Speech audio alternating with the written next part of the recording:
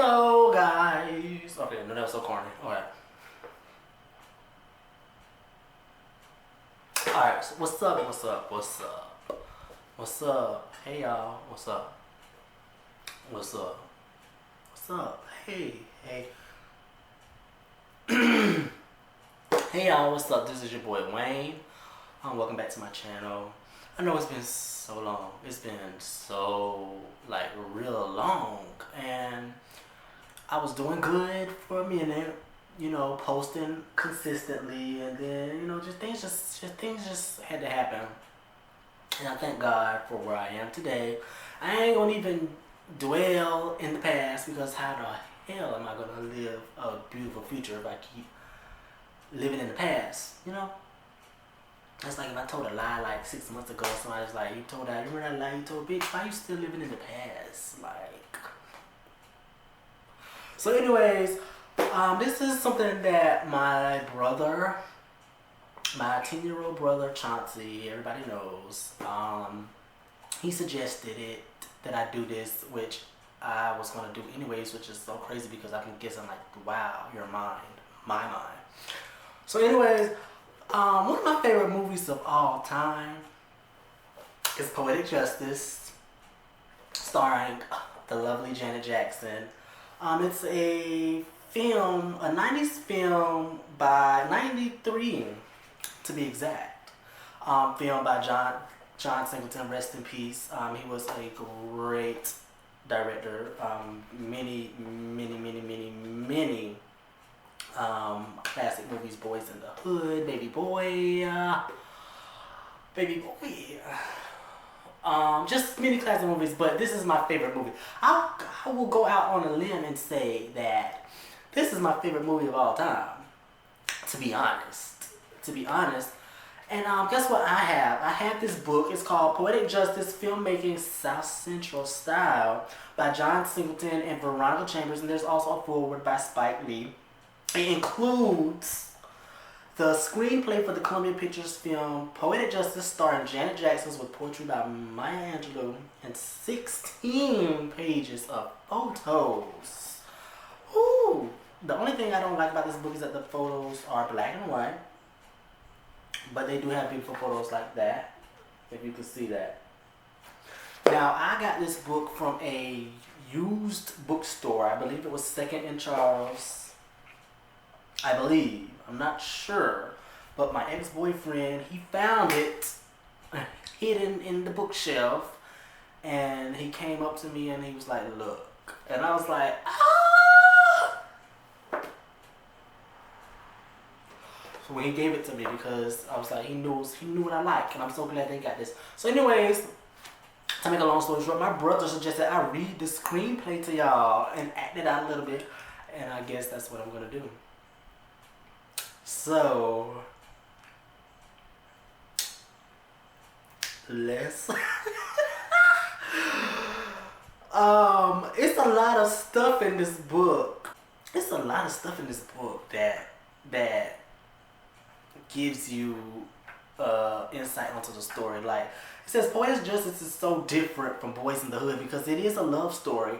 This is more from the girl's perspective. Although it's another coming-of-age movie, you either gonna like justice, or you gonna hate it. There's gonna be a no in between. I liked it. Justice didn't remind me of girls in my neighborhood because I'm from New York. In New York, girls aren't afraid to tell you how they feel if you vex them. There's all that gang shit out there, fast talking and getting over. LA is more laid back. Soundtracks ain't nothing but a tool to make more money for both parties involved. The film company and the record company, what really matters is the score. Stanley Clark's soundtrack is cool. Of course, I could have done it better. Just kidding. John is the first filmmaker of the hip-hop generation. He grew up on what hip-hop was saying, what hip-hop was doing. He grew up with the culture, so he's going to have that hip-hop sensibility. And that is from Q-Tip. Q-Tip said that. That's why it sounds so hood, okay? But anyways, let's get into it, alright?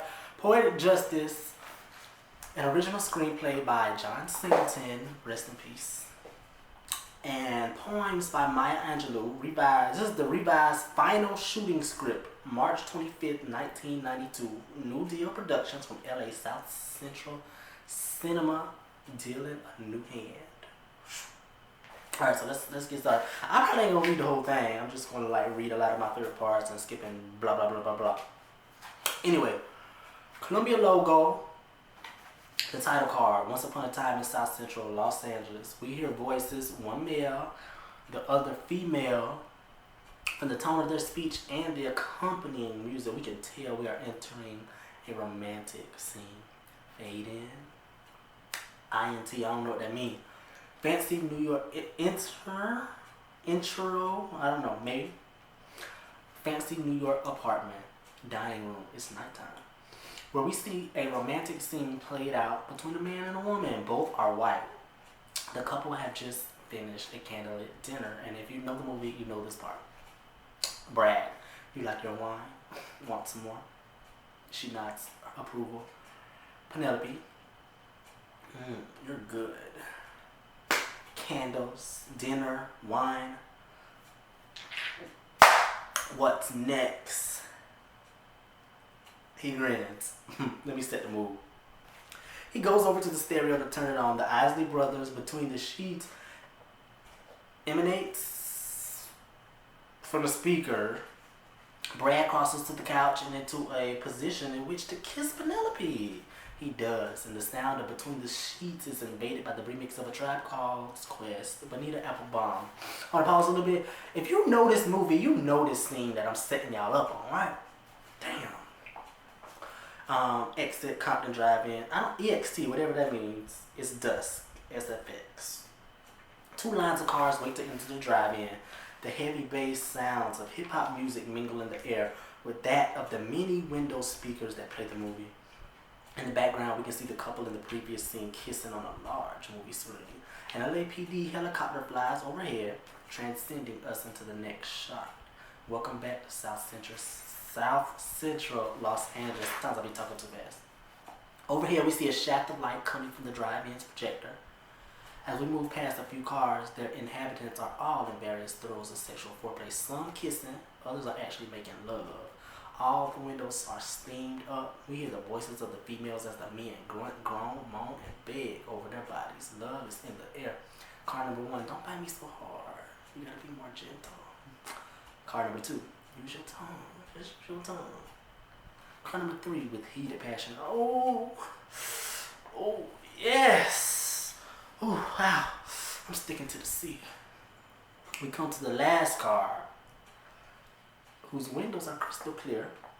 Things are just beginning to heat up between the couple inside the car. The woman is in a roundaway honey with soft brown skin, full brown eyes, and nice, delicious, full lips. This is Justice now, who at 17, she's 17? She was 17? This is Justice, who at 17 is still looking for her place in the world. The lucky man kissing her is her boyfriend, Markel, a small-time drug dealer and former gangster. Justice reluctantly accepts his advances, but she ain't having it. So that means he's selling weed, but he really ain't making no money like that. But, you know, if you need it every now and then, he might got it. But he ain't that nigga, is what they basically say. Justice reluctantly accepts his advances, but she ain't having it. There's a window speaker from which the sound of the movie filters into the car. This is Markel, Q-Tip. Come on, let's get in the back seat. No, Markel, why can't we just watch this movie? Because it's boring. He goes to kiss her again. This time it's a nice, long, juicy powerhouse kiss that causes the Richter scale to jump 2 points. Justice appears obviously affected. She asks the inevitable question, Markel, do you love me? Of course I love you. Why? Tell me why you love me. Now? Yeah, right now.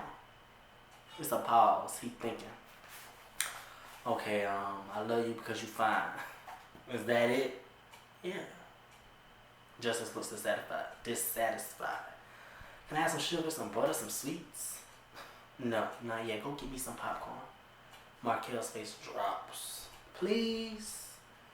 Markel relents and gets out of the car. He takes 2 steps, turns on the heel, and leans into the car again. Hey, Justice. I was just thinking. I also love you because when I was in the county jail. You wrote me all them sweet poems.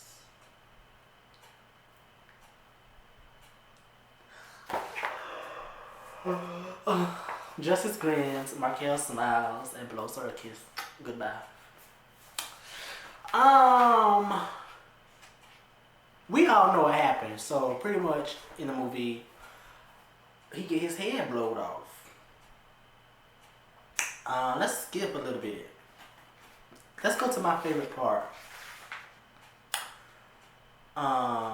You know, we all know the alone poem. Alone, alone, all alone. Line thinking that's not how to find my soul at home where water is not thirsty and bread loaf sure ain't stone.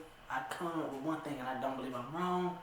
Nobody but nobody can make it out here alone. That's my favorite poem. I know this movie like that.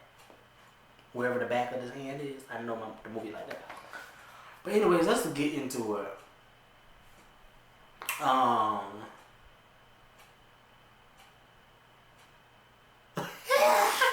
Okay, let's go. Exit City Street Day, where Justice exits her car. She uses her automatic lock system, which sounds off-arm when it locks. As she walks up the street, we see the same brothers established in the previous montage on their knees with their hands behind their heads. Justice walks past them without acknowledging their condition.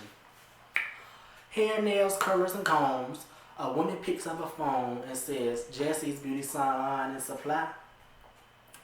That's what it says in the script, but in the movie it says, Jesse's, we do heads. Or we do nails, we do heads. One of them.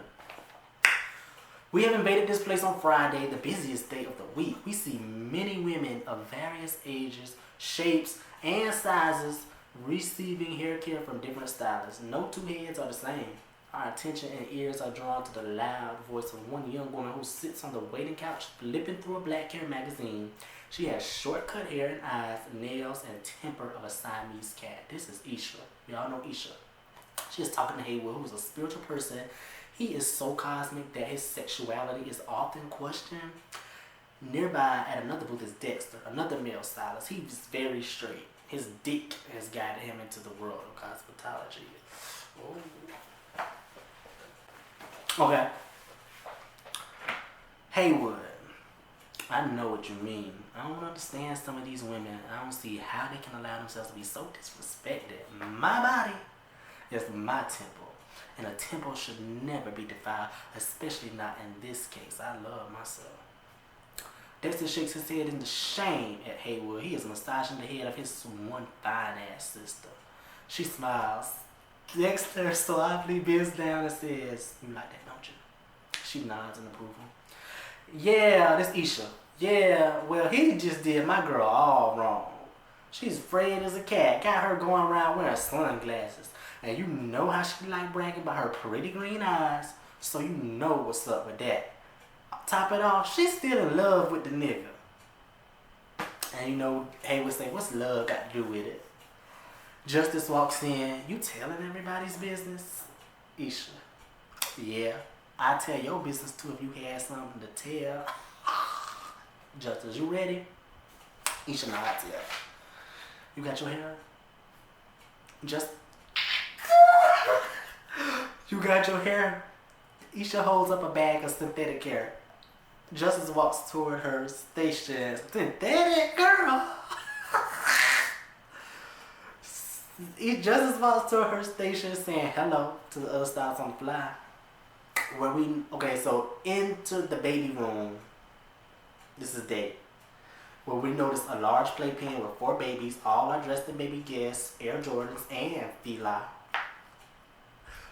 One baby plays with a beeper that goes off as he puts it in his mouth. This is the baby room where the women leave their children when they get their hair done. Start this shot off with a fine-ass sister with a baby in hand walking over to the crib. This is so funny, the way that he wrote this script. It's so ghetto. In the baby room, so the doorway, where we see a little boy about 12 years old standing in the middle of these children. This is Baha, the errand boy of the shop. Baha sits playing a Sega Game Gear, looking up from time to time out the window at that fine women that pass by. Some of the older children attempt to distract him from his game. Stop, quit, Baha. Looking out the window, then goes to the doorway. Here she comes. Where all the stylists and customers turn. They know what that means. We see a hand with keys in the frame. The owner of these keys presses a button which turns on the car alarm. The license on her car reads Miss Boutique. At leg level, we swing around to walk toward the salon. In front of the door stands a panhandler with a sign in hand. Good morning, Jesse. Could you spare some change? Hell no, and get your dirty, smelly, unemployed ass out from in front of my shop. The fuck?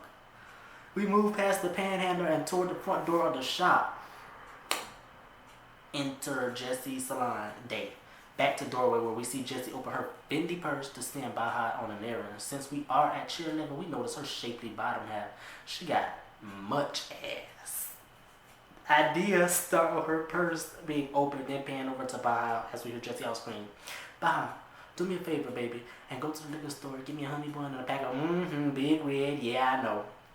As we see Baha, he takes off for the store, and Jessie turns around and calls him, and bring me back my change.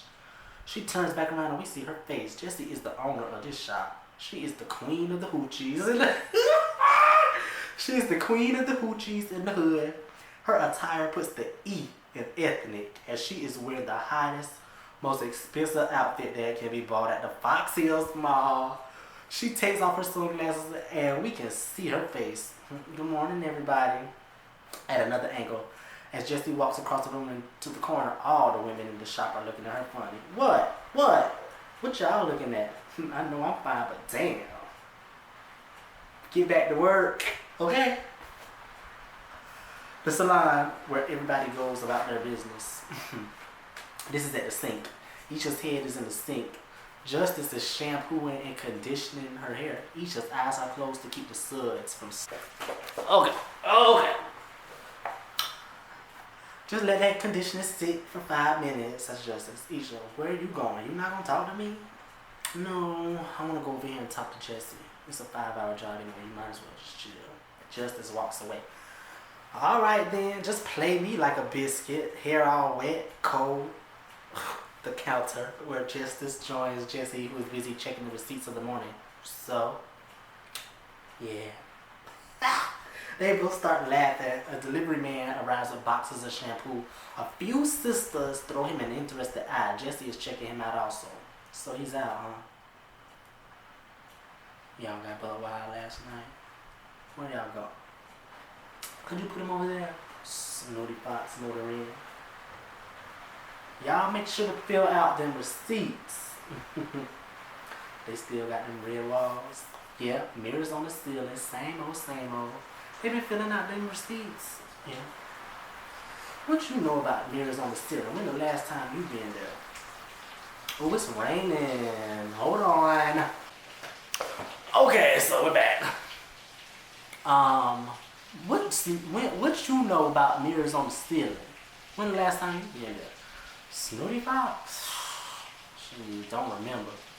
Enter Jesse's beauty salon day doorway, where we see a brother, Rodney, come in with this woman.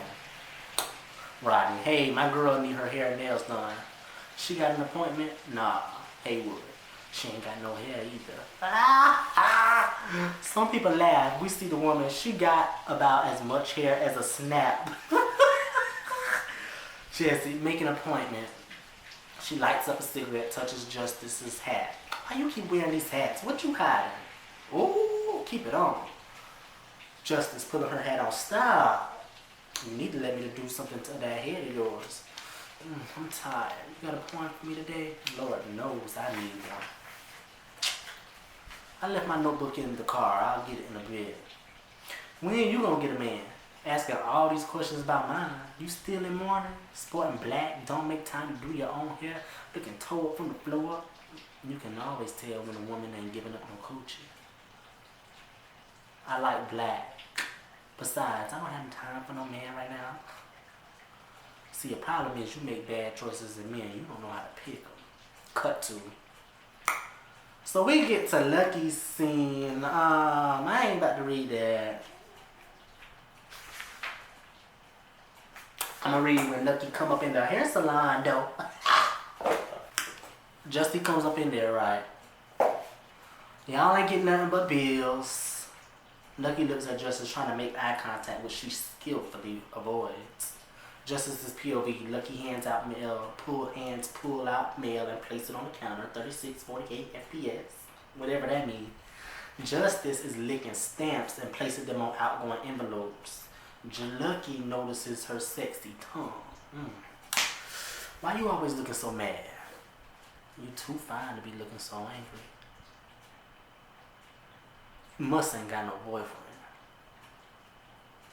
Cause you always angry. Justice looks up finally. Blank eyes, blank face, no interest whatsoever. Then her face breaks out into a mischievous smile. She looks Lucky up and down, checking him out. What do you want? What do you want from me? Well, I think you kind of fly. We can start with your number. Come here. Just Lucky looks around. Come closer, I want to whisper something to you. Lucky leans in closer. Let's cut to the chase. What do you really want? You want to smell my punani? Lucky is taken aback. Surprised. Yeah, here. Wait a minute, baby. Turns to Jesse loud. Jesse! He said he want to smell my punani. Jesse coolly smoking. She's smoking a cigarette. Really? Yeah, should I let him smell it? Yeah. Jesse coolly walks from behind the counter and comes face to face with Lucky. She leans in close to his face and blows air into his face.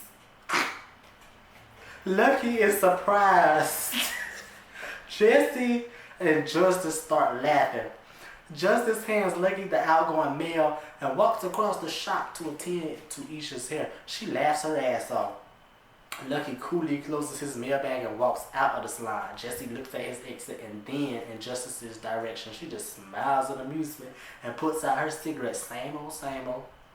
Lucky exits the salon, retaining his cool despite being dismissed.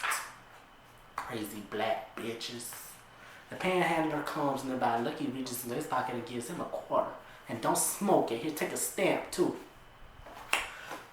The end of that part. So that was Lucky part. Man, y'all know how this movie go. I ain't reading all that. It's good though. It's so good because it's different from the movie, you know. All this time I had this book, I ain't never been read this book. I just been holding on to it. Let's skip to another part. Yeah, this is my favorite part. Let's get to this part right here. Justice. Justice's style, where she and Isha meet up once more. Isha begins playing with her new braids in the mirror. So what your new man talking about? That's Justice. Isha. He want me to go on a run with him. She starts scrutinizing her hair. This is good now. I don't have to be messing around with it. Just walk out the house, you know?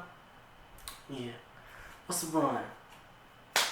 Oh, you know what a run is. Isha keeps fixing her hair. It's apparent that she is learning Justice's curiosity. Justice takes the bait. Pulls Isha's hand away from her head. No, I don't. Stop messing with it. What's a run? He ain't no slanger, is he? A run is where it's like this. You really want to know? Justice gives her a frustrated look. Well, you know my boyfriend in Chicago, right? So then they cut to the post office where we see Chicago pointing at the truck and sign a rec order. That one. He says he's brushing his head with a flat brush and arguing with an Oriental co-worker. You know, he work at the post office and all, the one on Century and Van Ness. Well, every so often, he and his friend at work, they have to drive up to Oakland in this mail truck, see. Isha, you listening? Yeah. She's apparently lost her interest. In the background, the other stylists are leaving. A few of them say goodbye to Justice before they go. Justice resumes cleaning her station. Her interest in, in Isha's proposal is lost. So when she heard that shit about that mail truck, she was like, bitch, no, bye. Well, we get in this mail truck and we drive up the coast, get drunk, eat Mexican food, and just have a good time. It's fun. You ain't having it, huh? No, I'm not. That is too to the curb.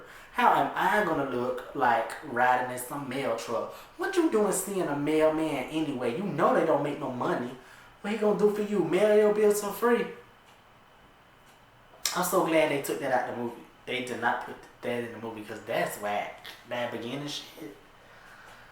Isha folds her arms in defiance of Justice's comments. How come you don't ever want to have no fun no more? Girl, the world is just one big place waiting for us to go out and fuck up in it. You gonna end up being a straight spinster. Oh, hell nah. That's corny. We see Justice's face.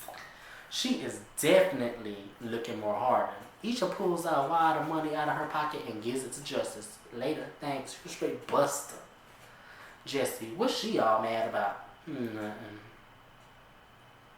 We hear on Mr. Lion's radio, the beginning of what you see is what you get. Listen, that's Jesse talking right now. Meet us at my place at 8 o'clock tomorrow. Come on, let's close up. Then it goes to Justice's apartment where she be like, you know, I never dreamed of leaving someone with Stevie Wonder. Let's skip some of this shit.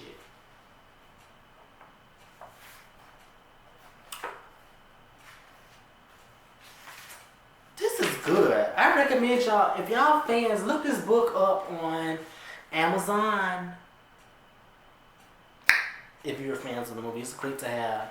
It's good to read the script and see stuff. Motherfucker say that girl from Ethiopia, that bitch from Compton. How she gonna be from Ethiopia and have a kid named Lamar?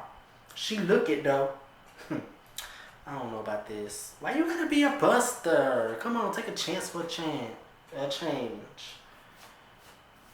Cow. She fine, huh? I know that hoe. Crazy ass. She work in a beauty shop on 54th. Lucky, this my friend Justice. Justice, this is Lucky. Hi, what's up?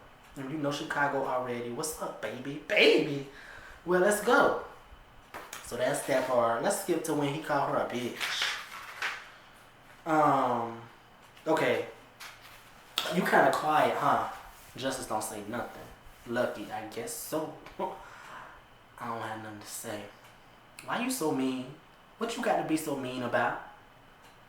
Justice remains silent. She continues looking out the window. Oh, so you one of them angry bitches, huh? A feminist. Justice turns around. Lucky has gotten her attention. What did you call me? I said you a mean bitch. Matter of factly. Taking off her glasses. No, nigga. You don't call me no bitch. You don't know me. You don't know nothing about me. I know you a bitch. Look at the way you acting.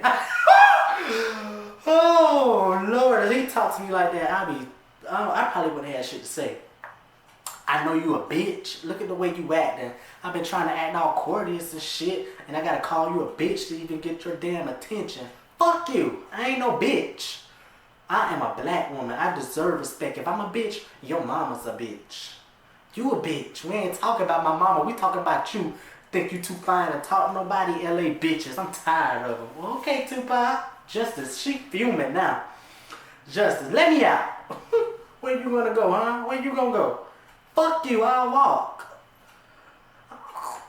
Let me chill out for a second, okay? This is so funny reading this shit. It's so vulgar.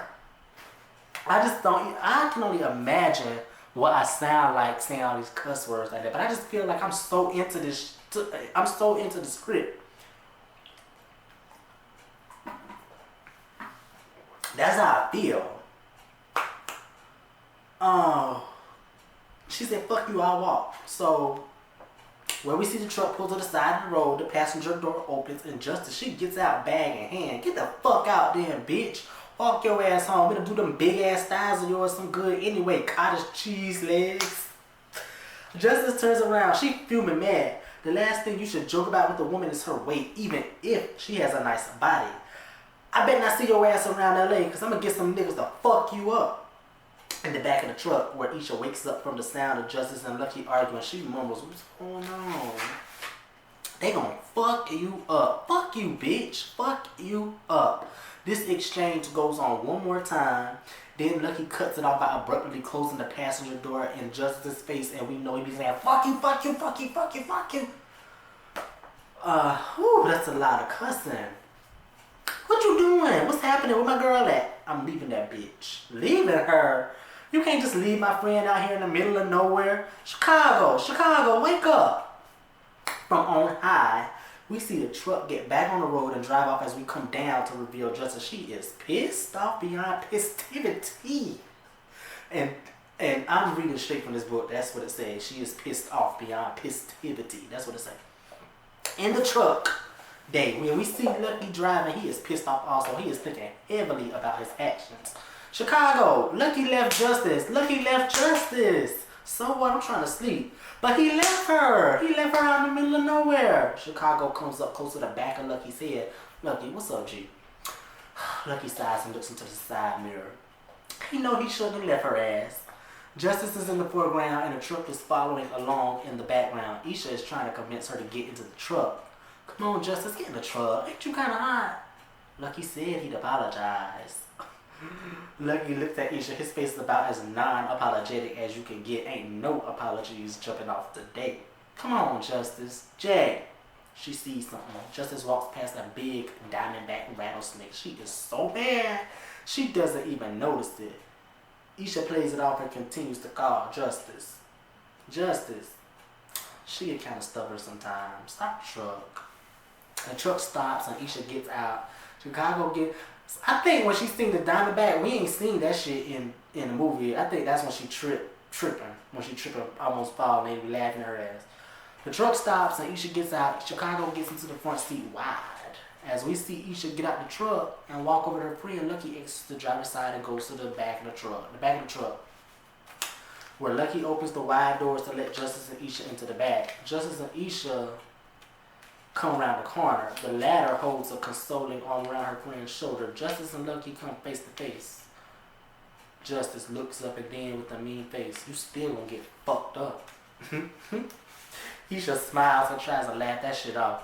The two women climb inside. Lucky begins to close the door, but not before giving his comeback to Justice's threat. "Frankly, my dear, I don't give a fuck." Ooh, shit. This is funny. So y'all know what happens. I wanna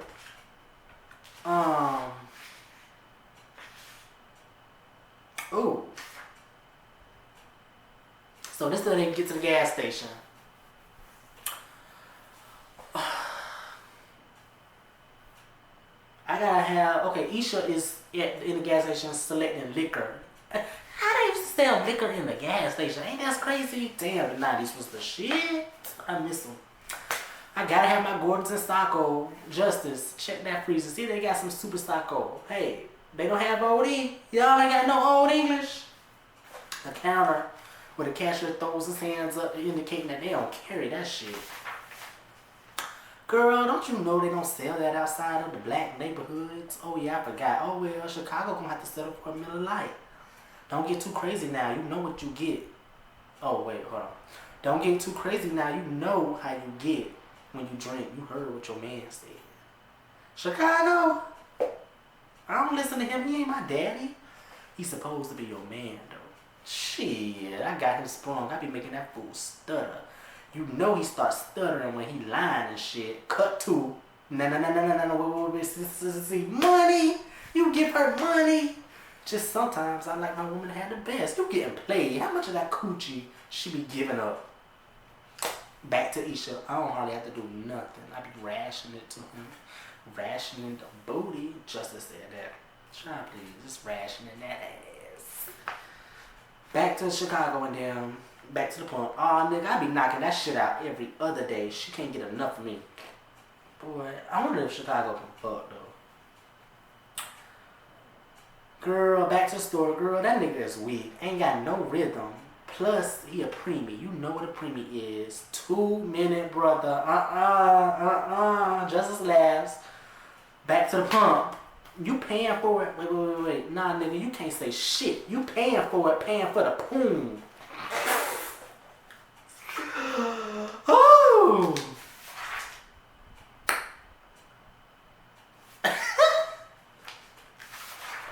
This shit is funny. Let's skip a little bit. Cunty. That food looks good. So they go all up and through here. Here go Justice. You got any kids? Hell no, I don't like kids. They arrive with some children, sit down. Don't look like that to me. This is good. You ever been one of these? No, I don't have a lot of family. The family I do have ain't that close. Well, I never seen this many black folks in one place where there wasn't no fight. Now, what about these street pharmacists you used to go out with? Yeah, I only went out with one. He was my first boyfriend, my first love. So you was out for the money, huh? No. Just because somebody does a certain something for a living don't make them a bad person. Some people don't choose their path in life. They let other folks write their story. Most of them in jail now. There's some fine niggas in jail. What?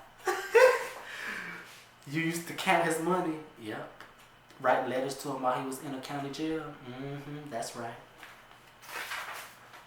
You used to send him naked pictures while they in jail too? Clothes, Justice's face. You getting too personal. Oh, what do you know? You don't even keep your fucking nails clean. She gets up and walks away. Oh, so that makes sense because, you know, in the movie, when he asked her about dating street pharmacist, she just all of a sudden get a fucking attitude. Like, bitch, it wasn't that serious. So I see why now. The real good. But he looked at her and grinned and shook his head. This shit is funny. I just need to let her ass go. Fuck it. I can just go and get me another bitch.